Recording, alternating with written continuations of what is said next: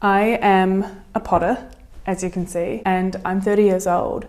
And I swear that I experience less back pain now at the wheel in my 30s than when I did in my 20s when I was a young buck. And all that's changed is my approach to posture. I was worried that if I was going to have a long, rich lifetime of making pots at the wheel, that I was also going to have a long, rich lifetime of back pain. And I honestly, I don't want that. I don't want back pain.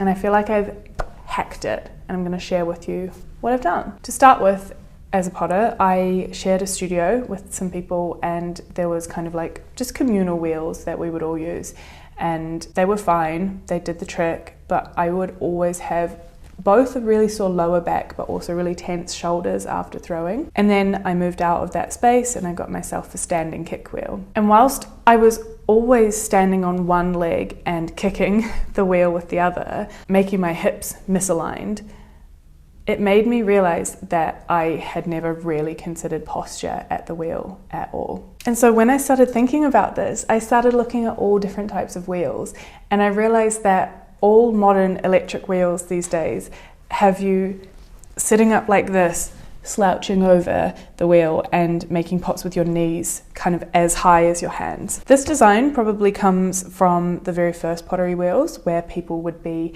sat cross-legged in front of a wheel on the ground and they would be throwing the pot kind of just in front of them.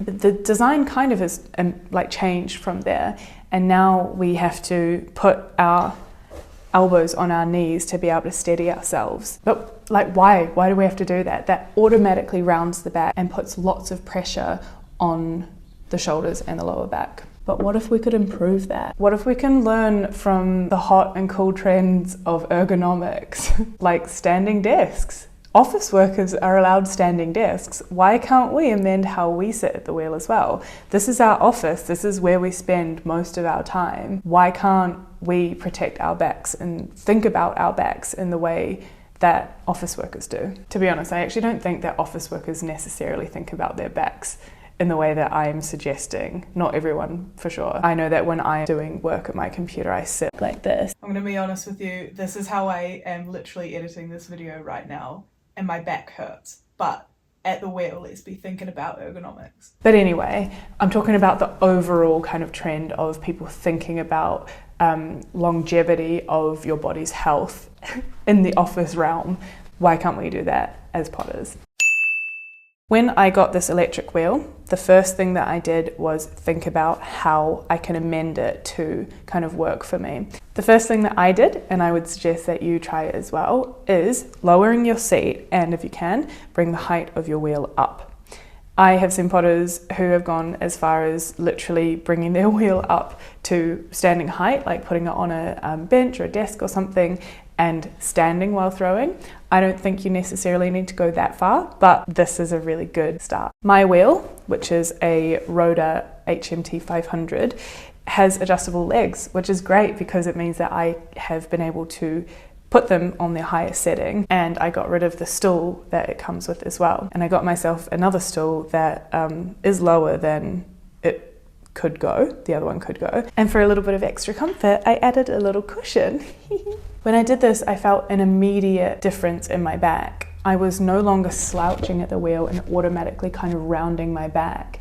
And I was essentially pain-free. I'm able to kind of naturally sit with a much straighter back, and I can use my hips to hinge forward instead of rounding my back. And I can use the weight of my upper body to help center and control the clay, instead of kind of just arm strength and like back strength, I guess. So you can try this. If your wheel has adjustable legs, then you can bring your wheel up. And many pottery wheels come with a seat that's attached to it, which kind of means that your height is fixed. I would suggest removing the seat that it comes with and finding one that's a little bit lower. And you could try sitting on a bucket before you actually go out and find a purpose-built seat. And if that works, then you can research different stools and stuff and buy a specific seat at that height. The next thing is a mirror. Using a mirror really helps with throwing, so I put it in front of me, and it means that, I'm just gonna put that down. It means that you don't have to stop and kind of round your back and have a look while you're throwing at your pot. you can just kind of see it in real time. It's hugely helpful to be able to just look straight ahead, keep your back straight, your elbows tucked in and anchored, and then you just kind of throw the form as you want it. And I found doing this means that my forms are actually how I see them in my head, because I'm getting the height that I need because I can see it, rather than when you're doing this, everything kind of ends up a little bit more squat. And sometimes this takes a little bit of getting used to, kind of adjusting your throwing as you're seeing it in real time, but it will change your throwing. Everything else kind of from here on out is efficiency. I always wedge up all of my clay beforehand and put it in a bucket, put it to my side. I set up a little bowl of water to my left and a slops bowl to my right. I have my mirror right in front of me, and then I put my little bucket of tools here so that I can just grab them as I'm going. I also tend to set up a wear board just next to me here so that I can make a pot, remove it, grab some new clay, make the next one, remove it.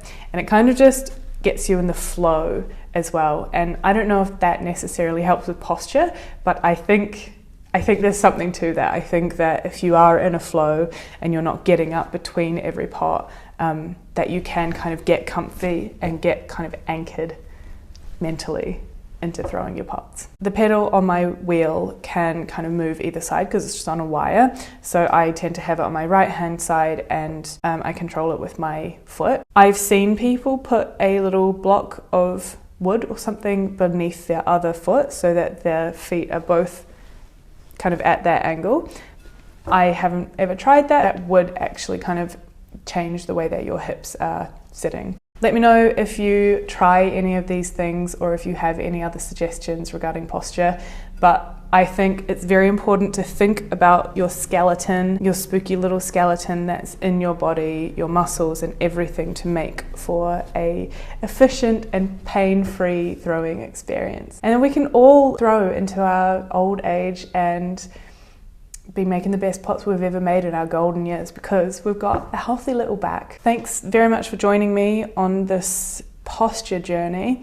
Hope that this has helped in some way if you are getting back pain at the wheel. I will be back next week with another pottery video. In the meantime, you can follow me on the other socials. I'm at Mae.ceramic. That's where you'll find me. Happy throwing, happy backs, stack your bones.